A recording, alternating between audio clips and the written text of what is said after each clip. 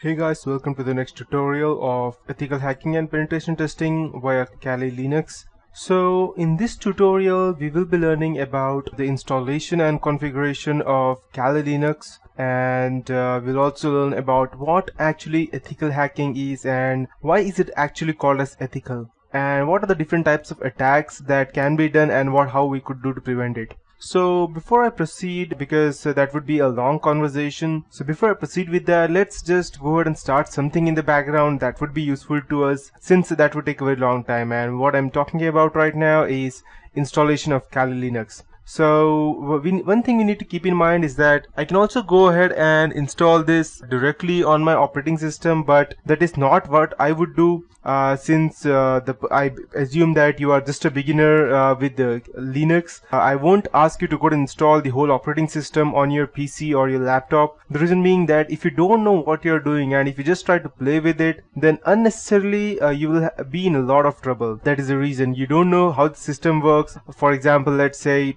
I've been working on a Windows machine since, let's say, around past 7 or 8 years maybe, and since I'm working since past 7 or 8 years, I know how exactly it works. Let's say, for example, I know why there are system files over here and what each and every system file mean. Like say I can go into Windows system 32 file, and I know that if I delete either of the programs, what will happen. So these are the driver store for my drivers and group policy users, so I know what is what exactly. But if you're a new person, if you're just a noob, and if you're trying to go ahead and try to run the Kali Linux on your whole PC, the first thing that might happen is that it may not get installed, because maybe sometimes your laptops are not bootable, not dual bootable. I'm not telling not dual bootable, but there are some specifications set by Microsoft nowadays which are crackable, but by the time you listen to this video, I don't know if something else comes in, so then you might not be able to dual boot or be able to single boot Kali Linux. The reason being that there is something that is UEFI set by the Microsoft, which only allows you to install the Microsoft Windows 8 or any newer version, 8.1 or similar versions. So that is the reason why I won't be asking you, unless you are an expert in dual booting or installing systems, unless you are not a system administrator, don't go ahead and mess with this, because it can actually go ahead and create a hell lot of problems for you. That's the reason. So that's the reason I would be asking you to go ahead and run it on your VMware workstation. I have the workstation 9. I have not yet updated it. There are workstation 10 and 11, I believe. And workstation is, you can say you need to go ahead and buy the workstation, but if you want something similar to that, you can use VirtualBox. If you don't want to unnecessarily go ahead and spend your money, you can go ahead and download the VirtualBox, which I'll just go ahead and show it to you. And you can go over here. This is the VirtualBox, and in case just you don't know what VirtualBox is and what Kali Linux is, Kali Linux is based on Debian, and it is an operating system which has loads and loads of penetration testing tools. Okay, before I proceed, let me check if my system is working perfectly. Okay, perfect. Advanced, proceed, save. Now it should work, I believe. Okay, perfect.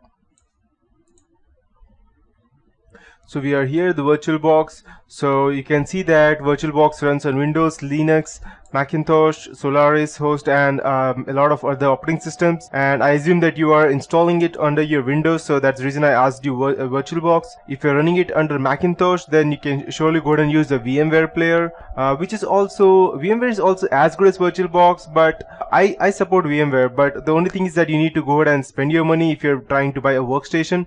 If it's just a player, just a single machine, then you can straight away go ahead and use the player. Okay, so if you want to download, you can go ahead and check the downloads option over here, and you have it for different versions of Windows, for 64 as well as 32-bit versions. And as of in my system, I have an 8 GB RAM, so that's the reason I would be going ahead and using the 64-bit version. So you can go ahead and download it, everything from here. And besides, you also need to go and install the VMware tools or VirtualBox tools, whatever they have inside them. I am not much in concern with VirtualBox, because I hardly use it, or I don't even use it sometimes. The most thing which I use is the VMware.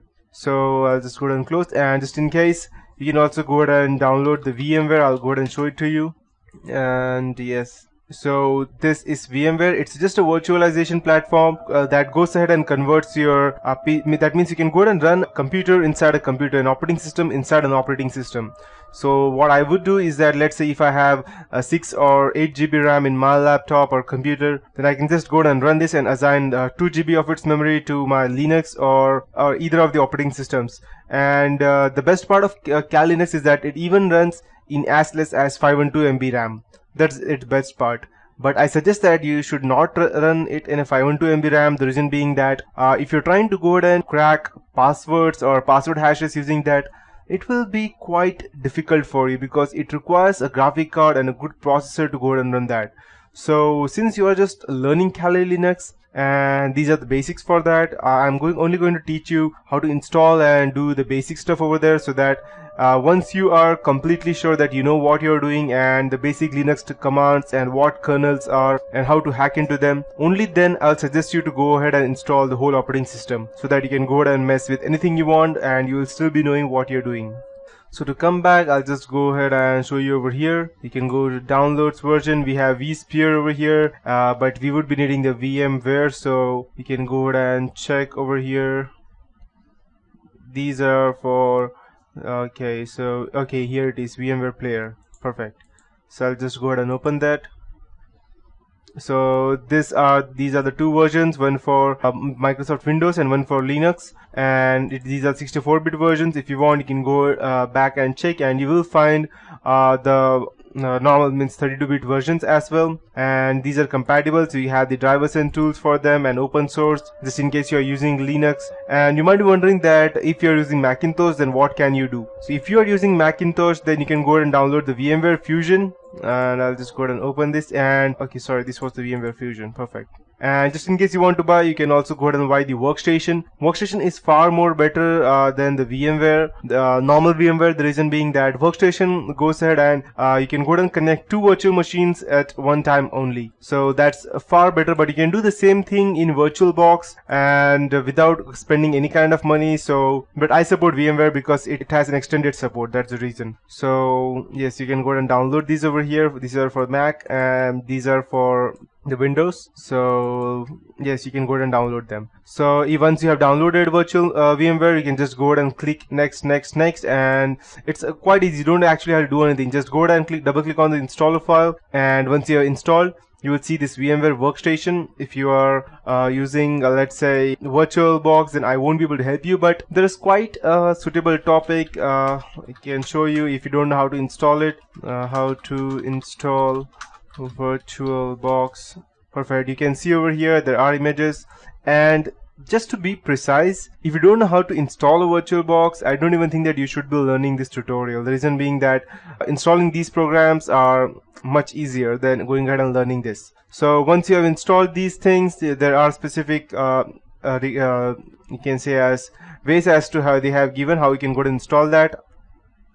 So once you have installed, I assume that you have the VMware. After that, we need to go ahead and download the Kali Linux. So I'll just go ahead and download the Kali Linux, and I'll just go ahead and open it over here. And just to be clear that once you're using Kali Linux, there may be a lot of bugs because previously this was known as Backtrack when it started.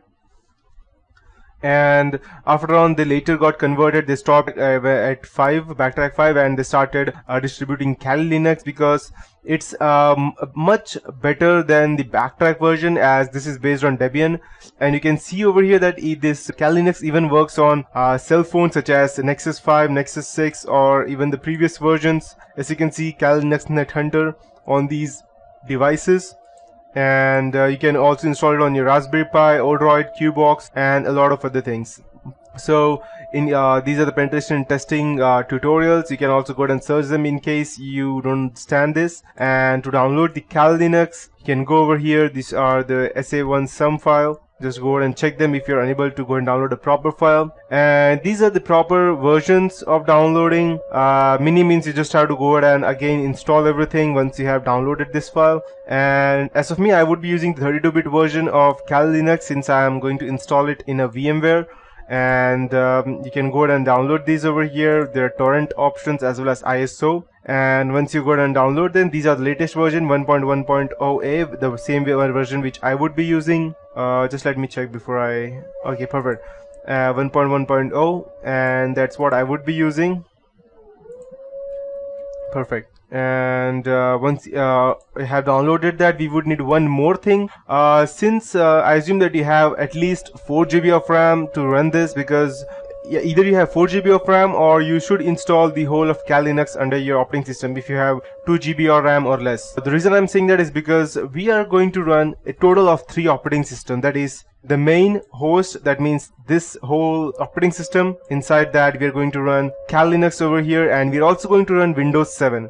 Because we are going, the Windows 7 will be our target machine, and Kali Linux will be our main machine, attacker's machine, through which we would be going ahead and attacking the Windows 7. And the Windows 7 version which I would be using right now, it would be the first one, and I won't be using the Service Pack 1 activated.